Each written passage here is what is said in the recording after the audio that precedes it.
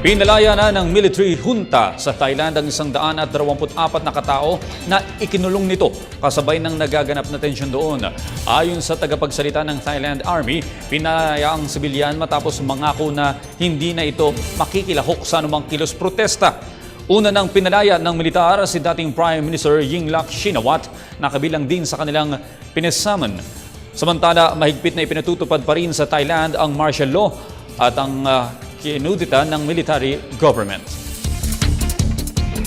Umakyat na sa 109 ang nabiktima ng food poisoning sa China. Ayon sa ulat, naitala ang food poisoning sa kindergarten school sa lalawigan ng Hainan. Damdam nila ng sintomas ng food poisoning ang mga bata matapos kumain ng kanilang tanghalian. Sa naospital ng mga bata, mahigit 6 na po umano ang kumpirmadong nalason. Samantala, stable na ngayon ang kondisyon ng ilang mga biktima habang patuloy naman ang investigasyon ng mga otoridad.